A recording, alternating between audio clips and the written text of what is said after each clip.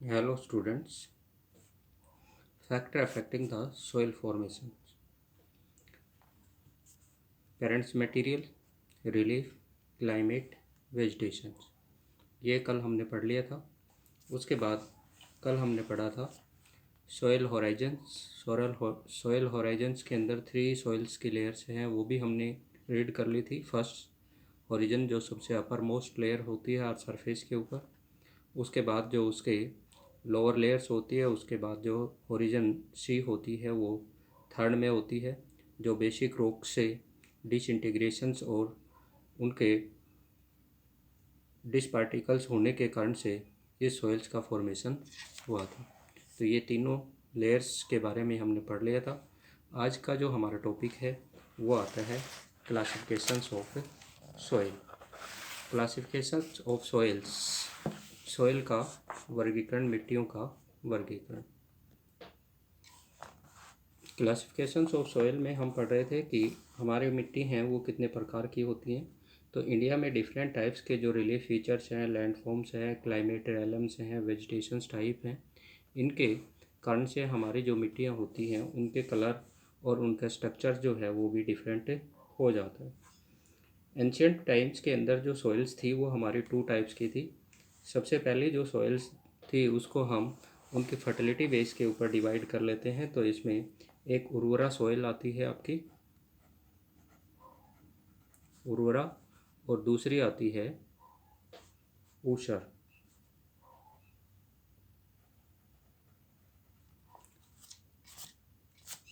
उर्वरा और ऊषरा सॉइल। उर्वरा सॉइल जो है ये सॉइल्स आपकी फर्टाइल सॉइल के अंदर आती है। उर्वरा सॉइल्स, ऊषरा सॉइल्स जो है वो अनफर्टाइल सॉइल्स के अंदर आती है। तो इनको फर्टाइल सॉइल्स और स्टेराइल सॉइल्स के नाम से भी जानते हैं। इस जो उर्वरा सॉइल्स है आपको इसको हम नाम देते हैं फर्टाइल सॉइल, फर्टाइल सॉइल। और दूसरी है जो अनफर्टाइल्स होती है, इसको sterilise soil, STERILE, sterilise soil. एक उपजाऊ और दूसरी अनउपजाऊ, अनउपजाऊ। दो प्रकार की ये सॉइल पाई जाती है, उपजाऊ और अनउपजाऊ प्रकार की। इसके बाद जैसे जैसे टेक्नोलॉजी इम्प्रूव हुई तो टेक्नोलॉजी के साथ साथ जो सॉइल्स थी उसको भी डिफरेंट कैटेगरी के अंदर जो है वो डिवाइड कर दिया गया। 16th सेंचुरी के अंदर इनको, इनका जो क्लासिफिकेशंस किया गया वो इनके स्ट्रक्चर बेस के ऊपर जो है वो कर दिया गया। तो स्ट्रक्चर बेस के ऊपर जो इनको क्लासिफाई किया गया उसमें जो कलर थी, इसका जो स्लोप ऑफ लैंड था, इसका जो मॉइस्चर इसमें कंटेन रहता था, उसके बेस के ऊपर इसको डिवाइड किया गया। स्ट्रक्चर बेस पर जो इनको क्लासिफाई किया गया उसमें मेन सॉइल टाइप्स जो थी वो थी आपकी Sandy soil, clay soil, Sandy, clay, silt and loamy. इस टाइप की जो मेन सॉइल थी ये इसके अंदर आती है, जो आपकी मुख्य सॉइल आती है। इनको कलर बेस के ऊपर जो किया गया, कलर बेस के ऊपर जो इनको क्लासिफाई किया गया, कलर बेस के ऊपर, तो इसमें जो आती है मेन रेड सॉइल, येलो और black.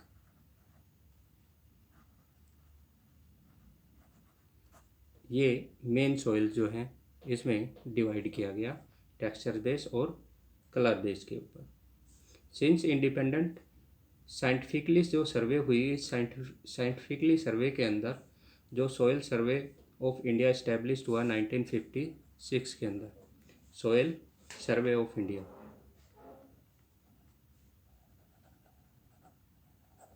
Of India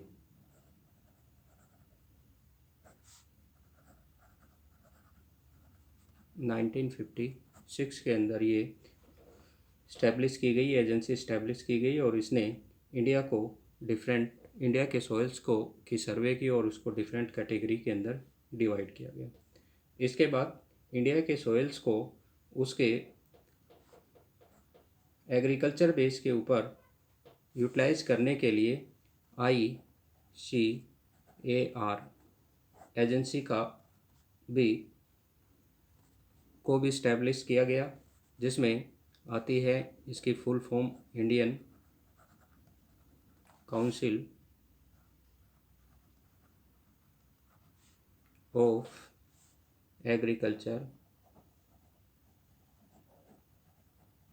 agricultural research.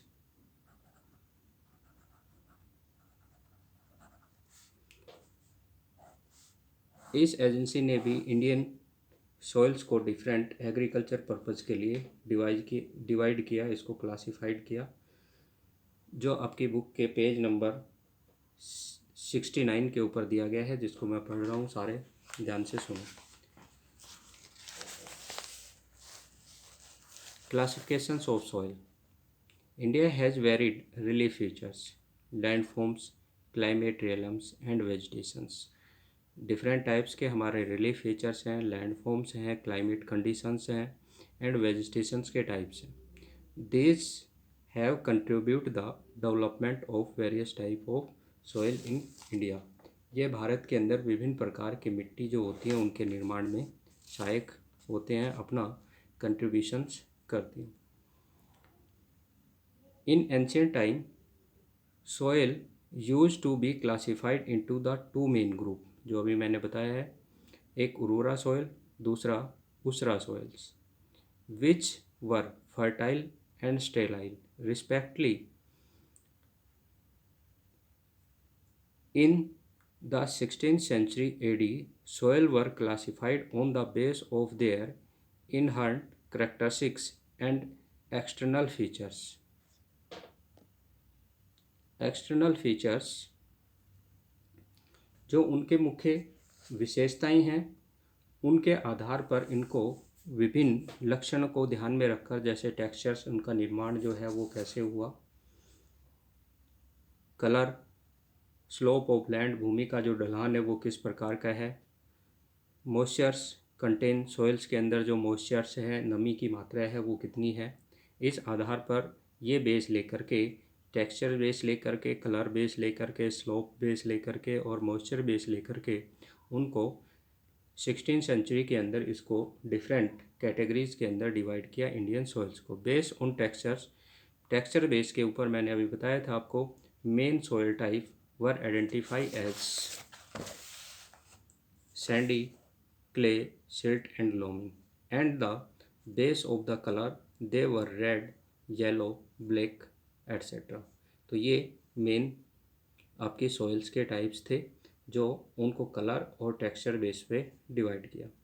Since independent scientifically survey of soil have been conducted by various agency, soil survey in India established in 1956। India के सॉइल की सर्वे करने के लिए 1956 में सॉइल सर्वे ऑफ इंडिया जो है उसको इस्टेब्लिश किया।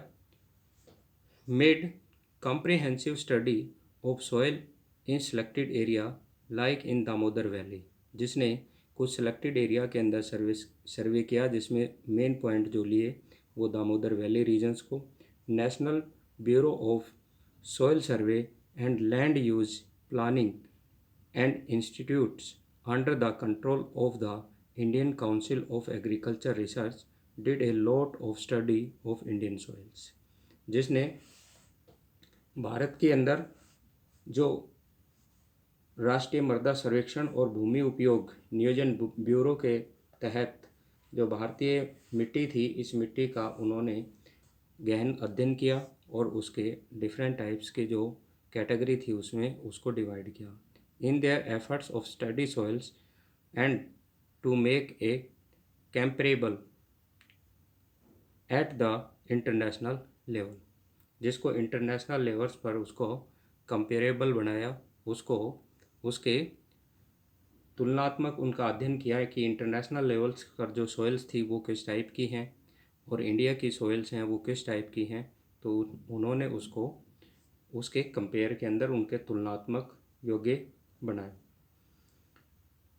Indian soil on the base of their nature and characteristics as per United States Department of Agriculture soil taxonomy।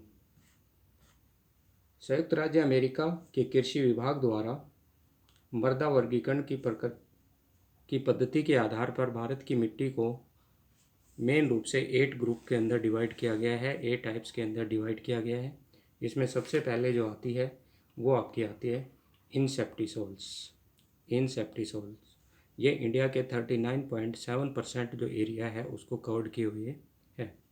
दूसरा आती है एंटीसोल्स। एंटीसोल्स जो है वो आपके 28.08% एरिया को, इंडिया के जोग्राफिकल एरिया को एंटीसोल्स के थ्रू जो है वो कवर्ड किया गया है। उसके बाद आती है आपकी एल्फीसोल्स। एल्फीसोल्स जो है वो 13.55% एरिया को कवर्ड की हुई है। उसके बाद वर्टिसोल्स आ जाती है, एरिडसोल्स आ जाती है, उसके बाद जो है अल्टीसोल्स आ जाती है, मालीसोल्स आ जाती है और अदर्स जो टाइप्स आ जाते हैं ये अलग अलग जो परसेंटेज है उसके अंदर उसको कवर्ड किए हुए हैं। मीन्स सबसे ज़्यादा आपको ध्यान में रखना है वो आपको ध्यान रखना है इनसेप्टिसोल्स इंडिया के सबसे ज़्यादा पार्ट को कवर करती है 39.74% और सेकंड पोजीशन पर आपकी आती है एंटीसोल्स। तो इनसेप्टिसोल्स और एंटीसोल्स हैं, इन दोनों का ध्यान में रखना है जो सबसे अधिक मात्रा में आपकी आती है। और सबसे लास्ट में आती है मोलिसोल्स जो सबसे कम एरिया को कवर्ड की हुई है। ये आती है आपकी किसके according, United state department of agriculture के अकॉर्डिंग जो सॉइल्स की क्लासिफिकेशंस किया गया है इंडियन सॉइल्स का। उसके बाद जो हमारी सॉइल्स के जेनेटिक पार्टिकल्स हैं जिनसे उसका फॉर्मेशंस हुआ है, मीन्स पेरेंट्स मटेरियल्स है, उसका कलर है, उसके कंपोजिशंस और उसकी लोकेशंस की बेस के ऊपर इंडियन सॉइल्स को मेन रूप से 8 पार्ट में डिवाइड किया गया है। सबसे पहला जो आपका आता है वो आता है एलुवियल सॉइल, सेकंड आता है ब्लैक सॉइल, थर्ड है रेड एंड येलो सॉइल, उसके बाद laterite soil, arid soil, saline soil, peaty soil और फॉरेस्ट सॉइल। ये मेन 8 कैटेगरी हैं। इनको हम एक एक को पढ़ते हैं मैप की हेल्प लेकर के कि कहाँ पर हमारी जो है वो एलुवियल सॉइल है, कहाँ पर एरिड सॉइल है, कहाँ पर ब्लैक सॉइल है, कहाँ पर हमारी फॉरेस्ट सॉइल है। ये हम उसको मैप की हेल्प से पढ़ेंगे। सबसे पहले हम बात करते हैं एलुवियल सॉइल। इंडेक्स में देखिए एलुवियल सॉइल्स का जो पॉइंट दिया गया है ये डॉट डॉट दिया गया है और ये मैप के अंदर आप देखिए कि ये आपके पंजाब का पार्ट आ जाता है, नॉर्थ राजस्थान का पार्ट, हरियाणा का पार्ट जो है, उसके बाद जो है उत्तर प्रदेश आ जाता है इसके अंदर, राजस्थान का भी कुछ पार्ट आ जाता है, गुजरात का ये पार्ट आ जाता है, पूरा उत्तर प्रदेश आ जाता है, उसके बाद इसमें बिहार का पार्ट आ जाता है, वेस्ट बंगाल भी आ जाता है और असम का ये पार्ट इसमें इंक्लूड है। मीन्स अगर इनको हम डीपली अंडरस्टैंड करें, अच्छे से इनको स्टडी करें तो ये देखते हैं कि जो हमारे रिवर बेसिन एरिया हैं, प्लेन एरिया जो हैं, उन प्लेन एरिया के अंदर, पूरे प्लेन एरिया के अंदर आपकी जो है वो एलुवियल सॉइल, एलुवियल सॉइल का जो फॉर्मेशन हुआ है वो रिवर्स के थ्रू जो सेडिमेंट फ्लो करके लाया था, ट्रांसपोर्ट करके लाया था, उसके डिपोजिशंस होने से इस सॉइल का फॉर्मेशन हुआ है। मीन्स इस सॉइल के फॉर्मेशन में यहाँ की जो बेसिक रॉक्स है उसका कोई भी रोल नहीं है, यानी कि यहाँ की जो मुख्य चट्टानें हैं उन चट्टानों से इस जलोढ़ मिट्टी का निर्माण नहीं हुआ है। जलोढ़ मिट्टी किसी दूसरे क्षेत्र से ला करके जमा की हुई है।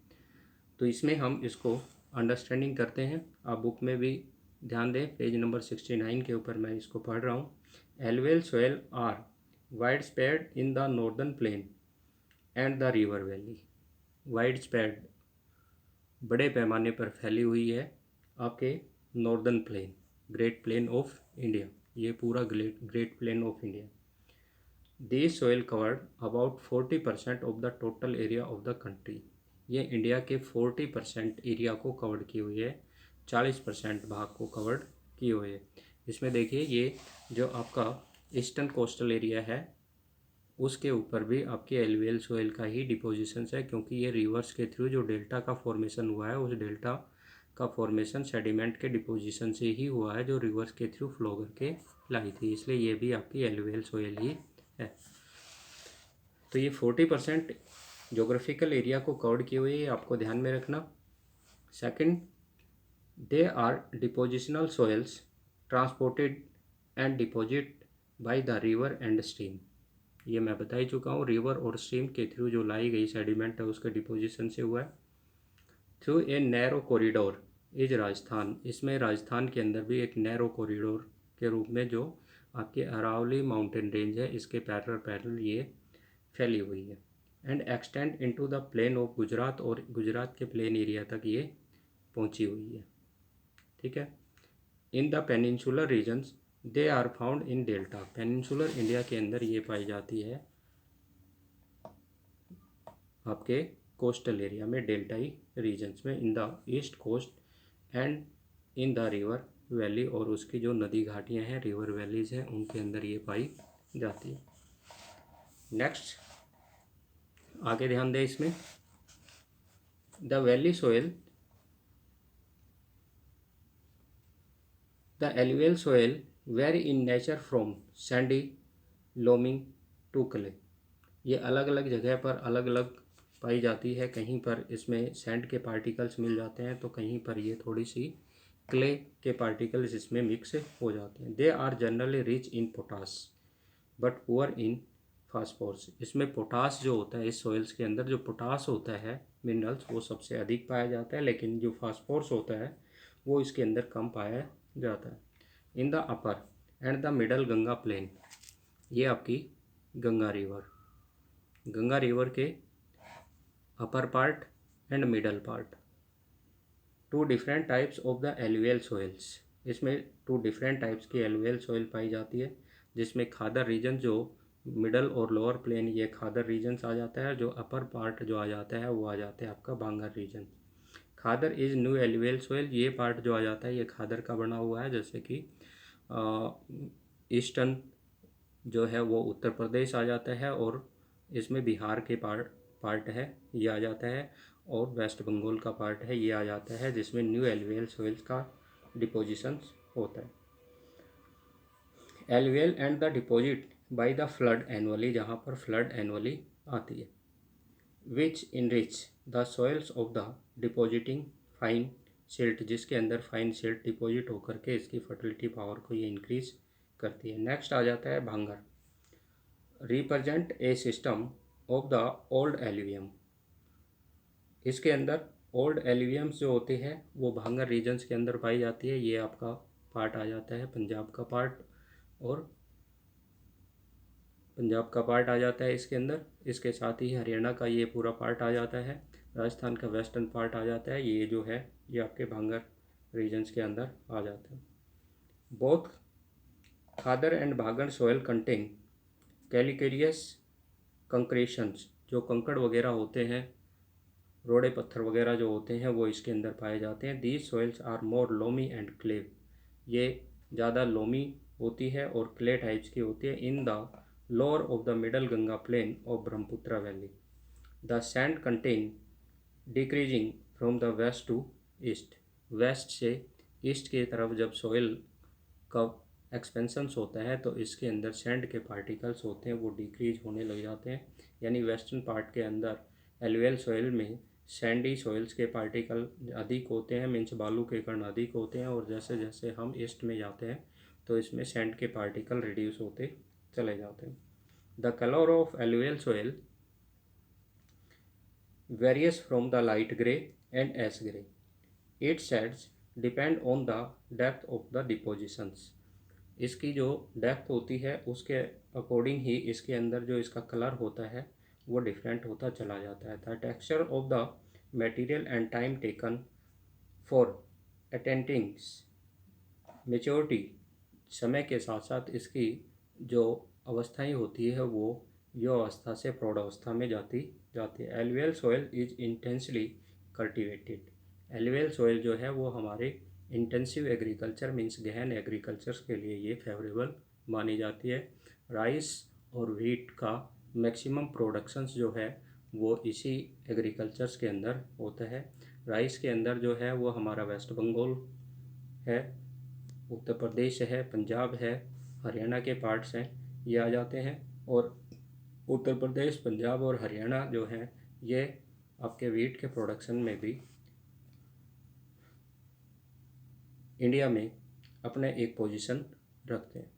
तो ये पार्ट जो है एलुवियल सॉइल्स की हाई फर्टिलिटी के कारण से ही यहाँ पर एग्रीकल्चर प्रोडक्शंस है वो मैक्सिमम होता है, और यहाँ पर फर्टाइल सॉइल्स के कारण से इसी पूरे एरिया के अंदर पॉपुलेशंस का डिस्ट्रीब्यूशन और डेंसिटी भी हाई पाई जाती है।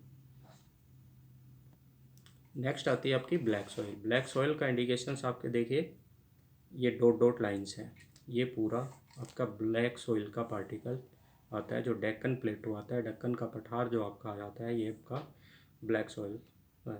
डेक्कन का प्लेटो का जो फॉर्मेशंस हुआ था वो वोल्केनिक इरप्शंस के कारण से हुआ था, और इस वोल्केनिक इरप्शंस के कारण से जो रॉक्स डिसइंटीग्रेटेड हुई, उस डिसइंटीग्रेशन होने के कारण से और वेदरिंग प्रोसेस के कारण से जो सॉइल का फॉर्मेशंस हुआ उसका कलर ब्लैक हुआ, इसलिए इसको ब्लैक कलर के नाम से जानते हैं। इसमें ध्यान दीजिए ये कहाँ तक फैली हुई है, कौन कौन से स्टेट के अंदर है। Black soil covered most of the Deccan प्लेटू, ये डेक्कन का पठार है पूरा, ठीक है। Which include part of Maharashtra, Maharashtra का ये पार्ट इसके अंदर इंक्लूड है। उसके बाद आंध्र प्रदेश, आंध्र प्रदेश का ये पार्ट इसके अंदर इंक्लूड आ जाता है। उसके बाद मध्य प्रदेश, मध्य प्रदेश का मिडल पार्ट है वो इसके अंदर आ जाता है पूरा, और वेस्टर्न पार्ट मध्य प्रदेश का इसके अंदर इंक्लूड हो जाता है। इसके बाद गुजरात का ये पार्ट है वो आपका ब्लैक सॉइल के अंदर इंक्लूड हो जाता है। And some part of Tamil Nadu, और तमिलनाडु के कुछ जो पार्ट हैं वो भी इसके अंदर जो है वो इंक्लूड हो जाते हैं। जैसे ये पार्ट जो है ये तमिलनाडु के भी इसके अंदर इंक्लूड हो जाते हैं, कुछ पार्ट कर्नाटक के भी आ जाते हैं इसके। तो ये पार्ट जो है यहाँ पर आपकी ब्लैक सॉइल पाई जाती है।